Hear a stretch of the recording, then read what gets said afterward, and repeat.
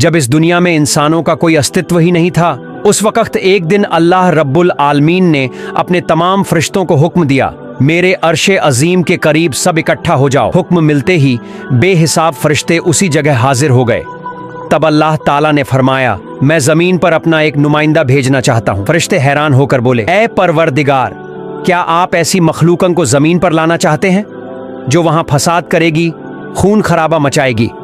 हालांकि हम तो हर वक्त आपकी तस्बीह और इबादत में मशगूल रहते हैं, फिर नया खलीफा बनाने की क्या जरूरत है? उनकी बात सुनकर अल्लाह रब्बुल आलमीन ने फरमाया, ऐ मेरे फरिश्तों, मैं वो जानता हूं जो तुम नहीं जानते। इंसान कैसा होगा, कौन मेरी इबादत करेगा और कौन नाफरमानी करेगा, इसका इल्म सिर्फ मेरे पास है। मैंने तुमसे मशवरा नहीं मांगा, सिर्फ बता दिया। अल्लाह ताला की बातें सुनते ही फरिश्ते अपनी गलती समझ गए और फौरन तौबा करने लगे और अल्लाह से माफ़ी मांग ली। फिर अल्लाह ताला ने अपने 4 बड़े फरिश्तों को बुलाया, हज़रत जिब्रील, मीकाइल, इज़राफील और अजराइल अलैहि वसल्लम। हुक्म मिलते ही सब हाजिर हो गए। सबसे पहले अल्लाह ने हज़रत जिब्रील अलैहि वसल्लम को हुक्म दिया, ए जिब्रील, ज़मीन पर जाओ और वहाँ से एक मुट्ठी मिट्टी लेकर आओ, जिस मिट्टी से मैं अपना खलीफा पैदा करूँगा।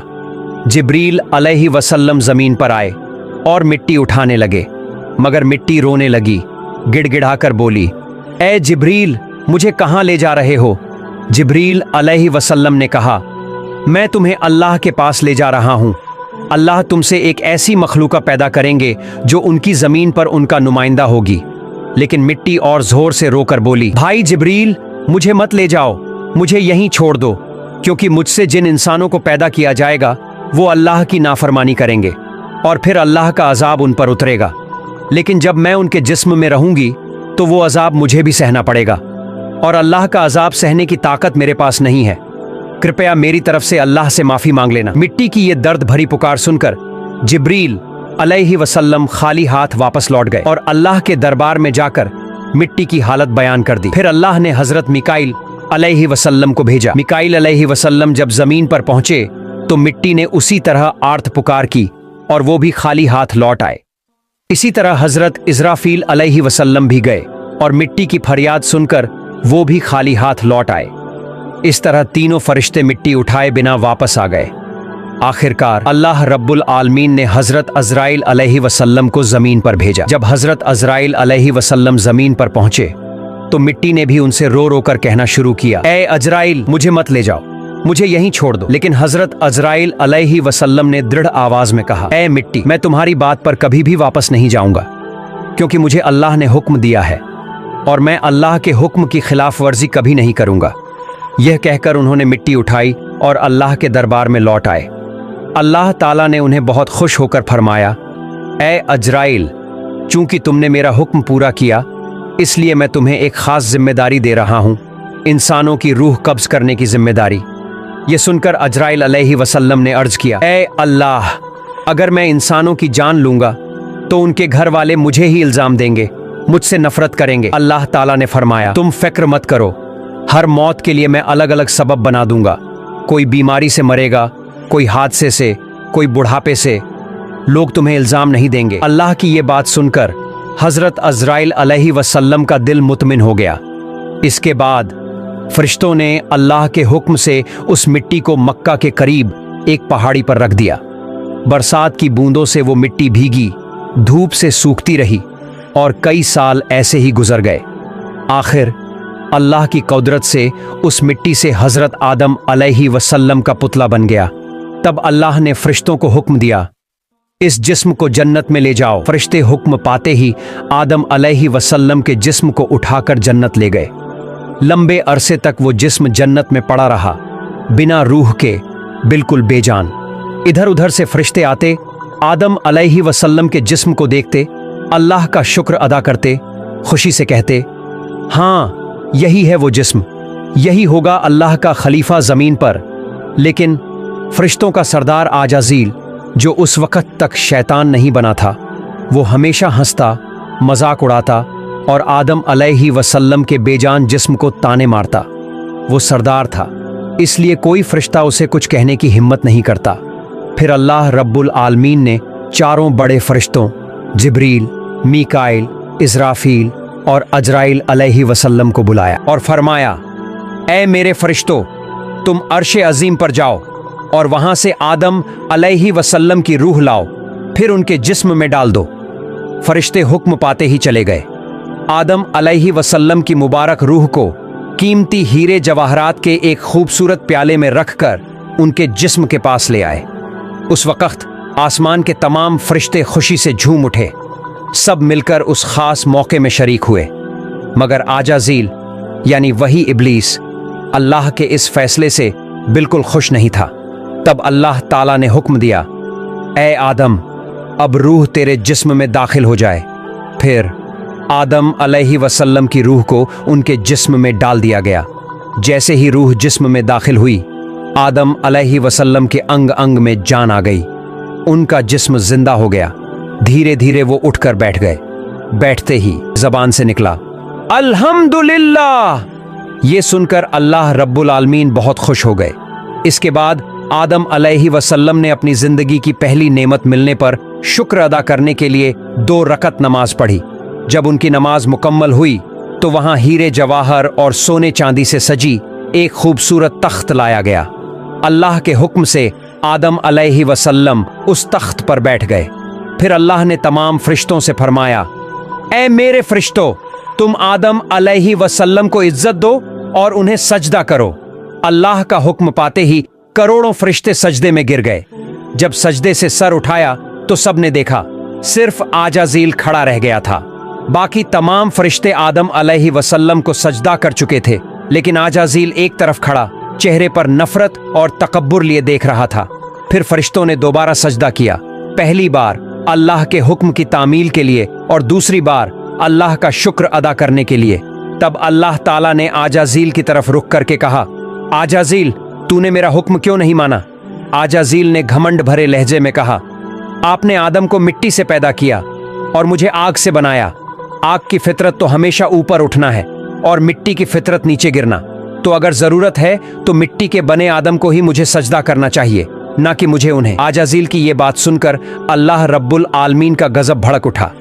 अल्लाह ने फरमाया, ऐ नाफरमान, तू यहां से निकल जा। तूने मेरा हुक्म नहीं माना, आज से तू हमेशा के लिए अभिशप्त हो गया। बस उसी वक्त आजाज़ील, जो कभी फरिश्तों का सरदार था, लानत के साथ इब्लीस और शैतान बन गया।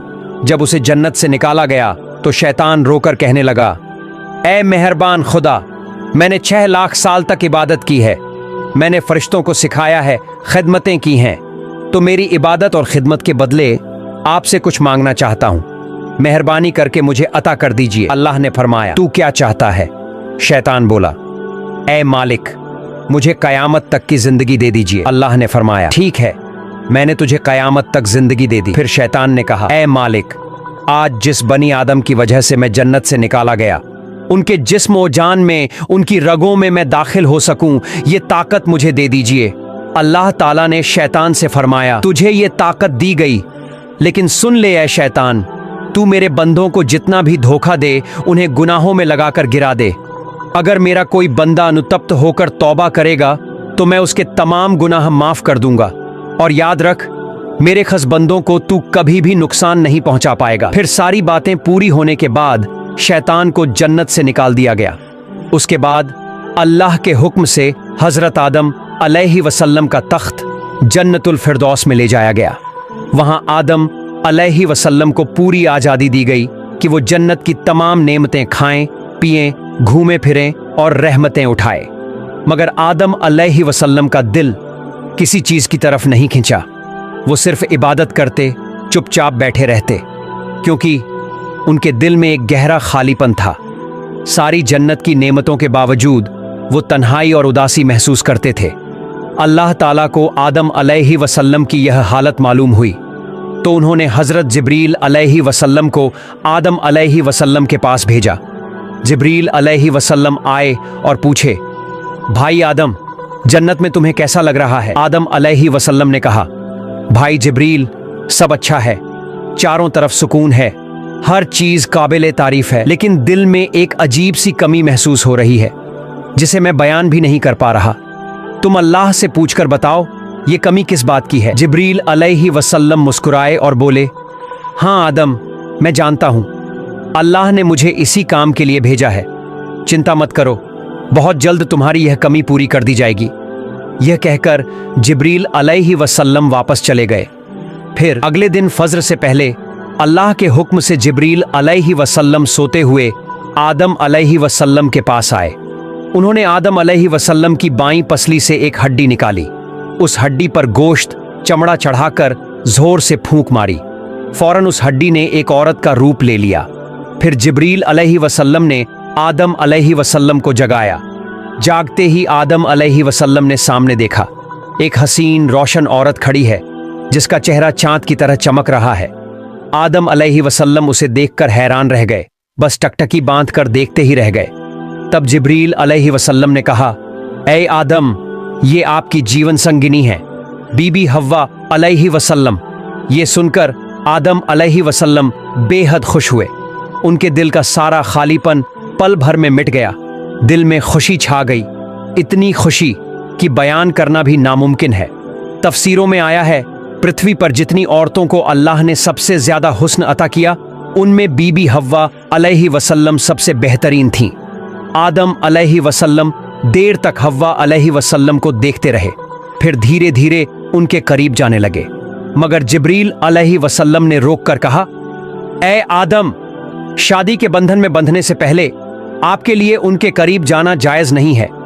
सबसे पहले अल्लाह के दरबार में शादी की दुआ करो। हजरत आदम अलैहि वसल्लम ने जिब्रील अलैहि वसल्लम के बताए तरीके पर अमल करते हुए बीबी हव्वा अलैहि वसल्लम से निकाह के लिए अल्लाह ताला की बारगाह में दुआ की। अल्लाह ताला ने आदम अलैहि वसल्लम की इस अर्ज को कबूल किया और फरमाया, ऐ आदम, मैंने तुम्हें हव्वा अलैहि वसल्लम के साथ निकाह के रिश्ते में जोड़ दिया, लेकिन अब तुम अपनी शादी का महर अदा करो। आदम अलैहि वसल्लम हैरानी से पूछते हैं, ऐ अल्लाह, ये शादी का महर क्या चीज है? अल्लाह ताला ने फरमाया, ऐ आदम, तुम्हारे निकाह का महर ये है कि तुम मेरे प्यारे हबीब हजरत मोहम्मद सल्लल्लाहु अलैहि वसल्लम पर कुछ बार दरूद भेजो। तो आदम ने बड़े इश्क और मोहब्बत से हजरत मोहम्मद सल्लल्लाहु अलैहि वसल्लम पर कई बार दरूद शरीफ पढ़ा और इसी तरह आदम अलैहि वसल्लम और हव्वा अलैहि वसल्लम का पहला निकाह मुकम्मल हो गया। निकाह पूरा होने के बाद अल्लाह ताला ने दोनों को जन्नत में खुशी और आराम के साथ रहने का मौका दिया। फिर अल्लाह ने आदम अलैहि वसल्लम को हिदायत दी, ऐ आदम, अच्छी तरह सुन लो, जन्नत की सारी नेमतें तुम दोनों के लिए हैं, सबका लुत्फ उठाओ, लेकिन इस पेड़ के पास मत जाना और इसके फल को कभी मत खाना। तफसीर की किताबों में आता है, वो पेड़ गेहूं का पेड़ था। आदम अलैहि वसल्लम और हव्वा अलैहि वसल्लम जन्नत में खुशी खुशी रहने लगे, लेकिन उधर शैतान को जन्नत से बाहर निकाल दिया गया था। वो बाहर बैठकर दिन रात इसी फिक्र में रहता, किस तरह आदम और हव्वा को बर्बाद कर दूं। उसने पुराने दिनों में सीखी हुई दुआएं और कठिन कठिन वजीफे पढ़ना शुरू किया, यहां तक कि उसने इसमें आजम का सहारा लिया। इसकी बरकत से वो जन्नत के दरवाजे के करीब तक पहुंच गया। आगे बढ़ते बढ़ते उसने देखा जन्नत की दीवार पर एक मोर बैठा है। मोर ने उसे देखकर पूछा, तुम कौन हो? शैतान ने झूठ बोला, मैं एक फरिश्ता हूँ। मोर ने फिर पूछा, तो तुम यहाँ क्या चाहते हो? शैतान बोला, मैं जन्नत के अंदर जाना चाहता हूँ। मोर ने जवाब दिया, हजरत आदम अलैहि वसल्लम यहाँ मौजूद हैं, इसीलिए किसी और को अंदर जाने की इजाजत नहीं। शैतान मक्कारियों से बोला, भाई मोर, तुम मुझ पर रहम करो और बदले में मैं तुम्हें ऐसी दुआएं सिखाऊंगा जो अगर तुम पढ़ लोगे तो कभी बूढ़े नहीं होगे।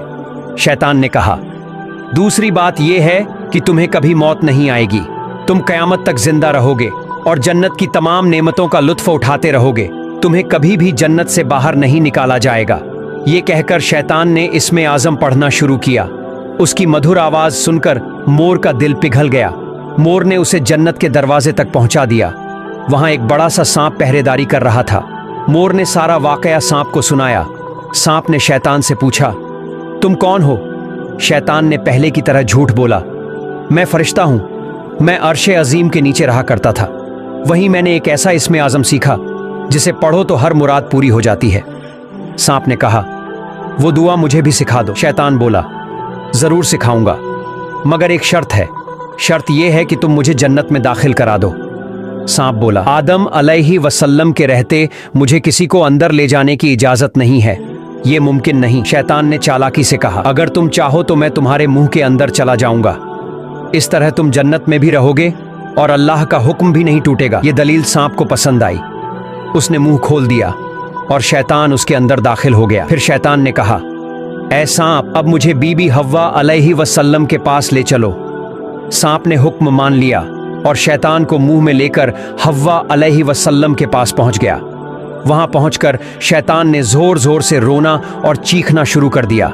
اس کے رونے کی آواز سن کر جنت کی حوریں اور غلمان جمع ہو گئے۔ بی بی حوا علیہ وسلم بھی وہاں آ پہنچی۔ انہوں نے حیران ہو کر پوچھا، تم کیوں رو رہے ہو؟ شیطان بولا، میں تمہارے انجام کو سوچ کر رو رہا ہوں۔ اللہ تعالیٰ بہت جلد تمہیں اور تمہارے شوہر آدم علیہ وسلم کو زمین پر اتار دیں گے۔ میں نے یہ عرش عظیم پر لکھا ہوا دیکھا ہے، بس اسی غم میں رو رہا ہوں۔ حوا علیہ وسلم نے کہا، تمہاری بات سچ ہے، یہ میں کیسے جانوں؟ شیطان نے اللہ کے نام کی قسم کھا کر کہا، اگر میں جھوٹ بول رہا ہوں تو اللہ اور تمام فرشتوں کی لعنت مجھ پر ہو۔ یہ سن کر حوا علیہ وسلم کا دل پگھل گیا۔ انہوں نے کہا، تو کیا اس زمین پر اترنے سے بچنے کا کوئی راستہ ہے؟ اگر ہے تو مجھے بتاؤ۔ شیطان بولا، راستہ تو ہے، لیکن مجھے معلوم ہے تم اسے قبول نہیں کرو گی۔ حوا علیہ وسلم نے کہا، نہیں، میں ضرور قبول کروں گی، تم بس بتا دو۔ شیطان نے چالاکی سے کہا، وہ جو منع کیا ہوا پیڑ ہے، اگر تم اس کا پھل کھا لو تو تم ہمیشہ ہمیشہ کے لیے جنت میں رہو گی، لیکن اگر تم نے وہ پھل نہ کھایا تو جلد ہی تمہیں زمین پر بھیج دیا جائے گا، جنت سے نکال دیا جائے گا۔ شیطان کی یہ باتیں سن کر حوا علیہ وسلم کا دل پسیج گیا اور وہ دھیرے دھیرے اس گیہوں کے پیڑ کی طرف بڑھ گئیں۔ بی بی حوا علیہ وسلم اس پیڑ کے پاس پہنچی، وہاں سے ایک پھل توڑ لیا۔ آدھا پھل انہوں نے خود کھایا اور باقی آدھا حضرت آدم علیہ وسلم کے لیے لے آئیں۔ پھر پیار اور سمجھا کر کہا، اے آدم، آپ بھی اسے کھا لیجئے۔ آدم علیہ وسلم نے بھی وہ پھل کھا لیا۔ جیسے ہی دونوں نے گیہوں کا پھل کھایا، ان کے جسم سے جنت کے نورانی کپڑے اتر گئے، ان کے جسم سے اٹھنے والی وہ پیاری خوشبو بھی غائب ہو گئی۔ یہ حال دیکھ کر آدم علیہ وسلم اور حوا علیہ وسلم ترنت اپنی غلطی سمجھ گئے۔ ان کے دلوں میں گہرا پچھتاوا اور شرم پیدا ہوئی۔ اللہ تعالیٰ کو ان کا یہ عمل ناپسند ہوا۔ اللہ تعالیٰ نے فرشتوں کو حکم دیا، جاؤ آدم اور حوا کو جنت سے اتار دو اور انہیں زمین پر بھیج دو۔ حکم ملتے ہی جبرائیل علیہ وسلم اور دوسرے فرشتے آئے اور آدم علیہ وسلم و حوا علیہ وسلم کو جنت سے نکال کر زمین پر اتار دیا۔ تو پیارے دوستوں، یہی تھی